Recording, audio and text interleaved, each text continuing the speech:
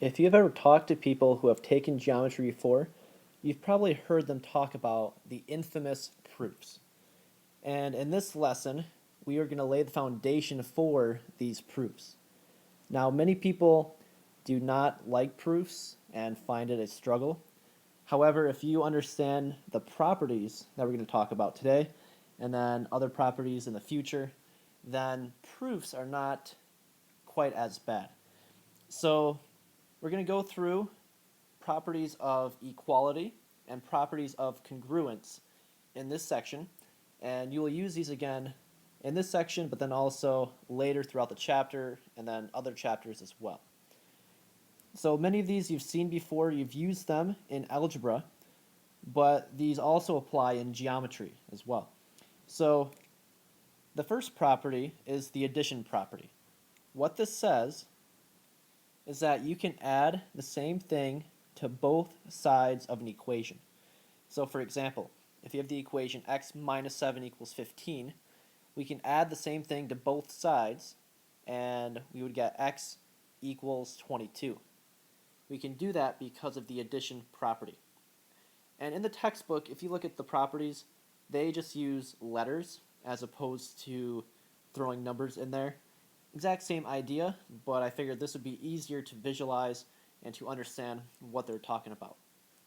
The next property is the subtraction property. Same exact as the addition, except instead of adding the same thing to both sides, it says we can subtract the same thing from both sides. So for example, if we had x plus 7 equals 15, I can subtract 7 from both sides, and I would get x equals 8. I can subtract 7 because of the subtraction property. The multiplication property says I can multiply the same thing on both sides.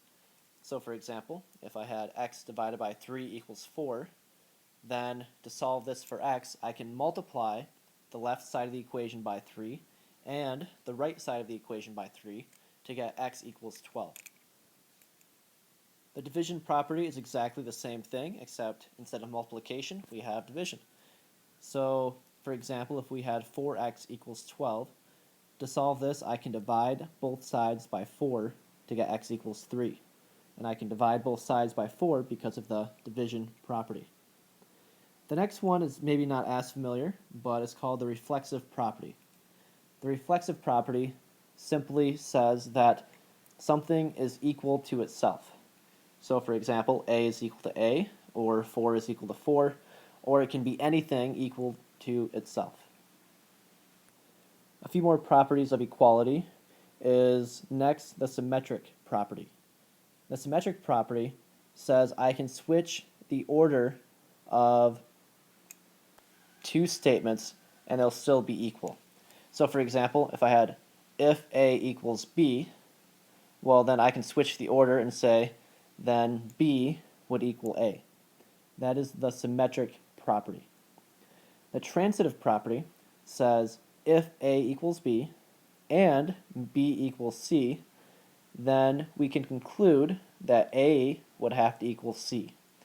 And the way I think of this is transitive looks kind of like the word train. Think of a train, all the different cabooses are attached to each other. Same kind of idea. The A is attached to the B with the equal sign. The B is attached to the C with an equal sign. So therefore the A and the C would be connected because of that. So then A would equal C.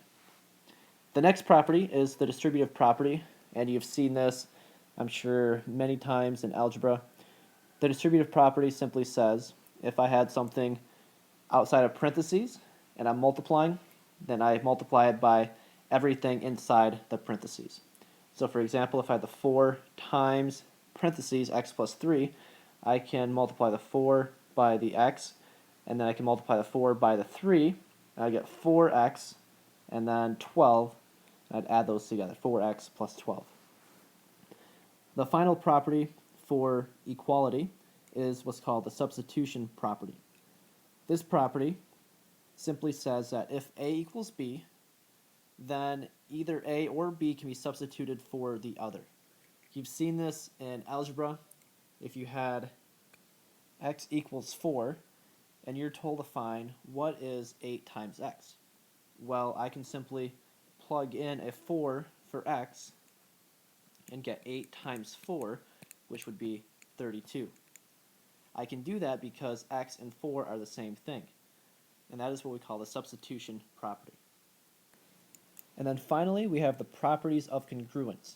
And these properties are basically the exact same as the properties of equality, but there's fewer of them. So the first one is the reflexive property, and it's the same as with the equal sign. But in this case, we put a congruent sign in between. So for example, if we had DE is congruent to DE, then that is the reflexive property, because the reflexive property says that two things or something is equal to itself. We could also have angle A is congruent to angle A. That would be reflexive property because the angle is equal to itself.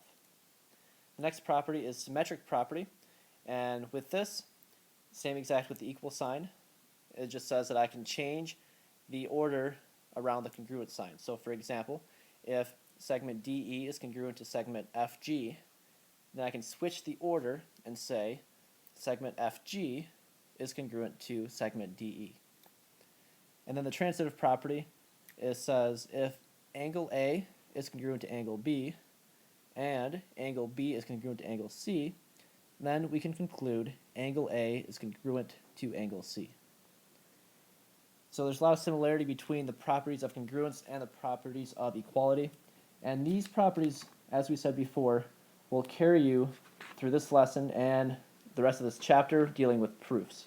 So please take note and please take the time to memorize each of these.